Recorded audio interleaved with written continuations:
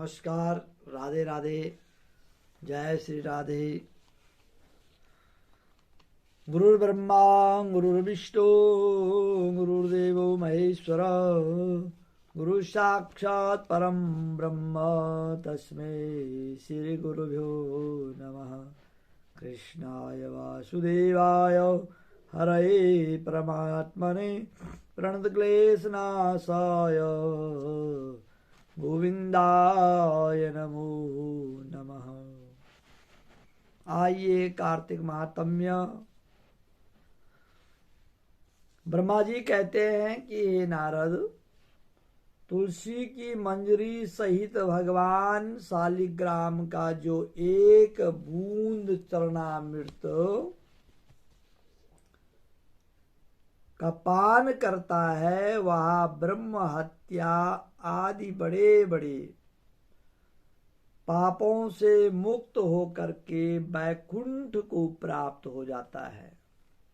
जो भगवान शालिग्राम की मूर्ति के आगे अपने पितरों का श्राद्ध करता है उसके पितरों को वैकुंठ की प्राप्ति होती है। जो भगवान शालिग्राम की मूर्ति का दान करता है उसको समस्त पृथ्वी का दान का फल मिलता है। परंतु शालिग्राम की मूर्ति बेचनी नहीं चाहिए। विष्णु का पूजन शंख के जल से और शिव का बिलपत्रों से, सूर्य का तुलसी से, गणेश जी का धतूरे से पुष्पों से तथा विष्णु का केतकी के पुष्पों से, शिव का कनेर कंवल को छोड़कर किसी लाल पुष्प से पूजन नहीं करना चाहिए। जो श्री विष्णु का पूजन कंवल के पुष्पों, लक्ष्मी जी का मालती और चंपा के पुष्पों से करता है वह भगवान के परम पद को प्राप्त हो जाता है।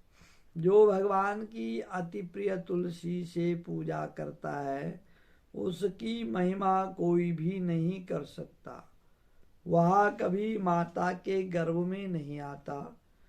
तुलसी माला धारण किए मंजरी युक्त जिसकी मृत्यु हो जावे वह सीधा बिना किसी बाधा के वैकुंठ धाम को जाता है।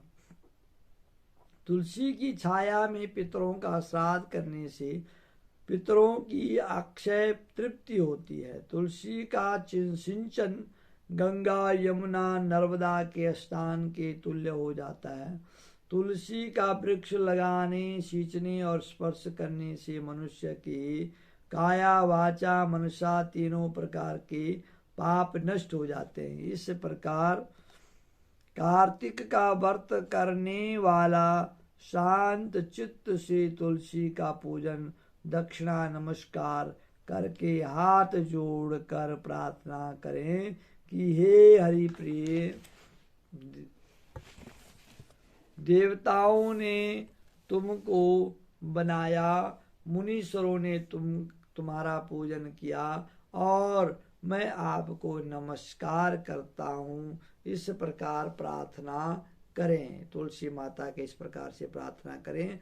जो मनुष्य आंवले के पत्ते और पुष्पों से भगवान का पूजन करता है वह आंवले के वृक्ष के नीचे बैठकर भगवान का पूजन करता है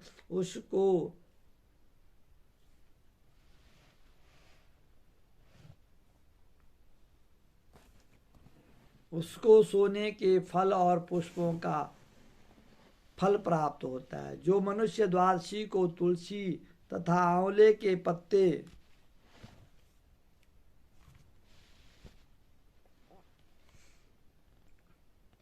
जो मनुष्य द्वादशी को तुलसी तथा आंवले के पत्तों को तोड़ता है वह घोर नरक में जाता है। जो मनुष्य कार्तिक मास में आंवले के फल, तुलसी, गोपी चंदन की माला धारण करता है वह जीवन मुक्त हो जाता है। इस प्रकार व्रती पुरुष भोजन करके चंदन, पुष्प, पान, दक्षिणा से ब्राह्मणों को प्रसन्न करे, सारा मास भूमि पर सोए, ब्रह्मचर्य का पालन करें, पत्तल में एक समय भोजन करें, मौन व्रत धारण करें, सूरवीर और कांतिमान होता है। जो इस प्रकार का आचरण करता है वह सूरवीर कांतिवान माना जाता है।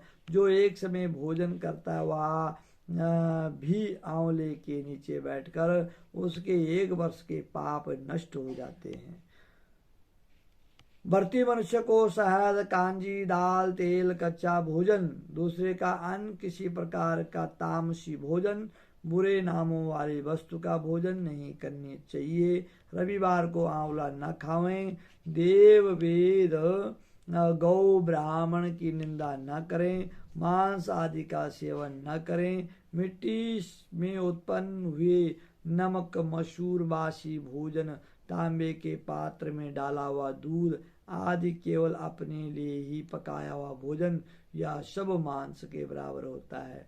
लहसुन, प्याज, पृथ्वी का फूल, गोभी आदि, मूली, गाजर, जंगली घिया, बैंगन, पेठा द्वारा पकाया भोजन नहीं खाना चाहिए। रजस्वला स्त्री, मलेच्छ, पतित, पाखंडी आदि से वार्तालाप नहीं करना चाहिए। इन तिथियों में इन एक एक चीजों का भोजन नहीं करना चाहिए। एकम को पेठा, दूज को बैंगन, तीज को पृथ्वी का फूल, चौथ को मूली, पंचमी को वेल, षष्ठी को कलिंदा, सप्तमी को आंवला, अष्टमी को नारियल, नवमी को जंगली घिया, दशमी को परमल, एकादशी को वेर, द्वादशी को मसूर, त्रयोदशी को पान, चतुर्दशी और अमावस्या पूर्णमासी को नारी का संग नहीं करना चाहिए। ये सब त्यागना चाहिए। जो कार्तिक मास का व्रत धारण करते हैं उनको श्रद्धा और विश्वास के साथ में कार्तिक स्नान धारण करना चाहिए। जो लोग इस प्रकार से कार्तिक महात्म्य कार्तिक मास में आचरण करते हैं उनको यहाँ सुख भोग करें अंतिम समय वैकुंठ लोक की प्राप्ति होती है। मेरे YouTube चैनल को आप सब्सक्राइब करें, लाइक करें। जय जय श्री राधे।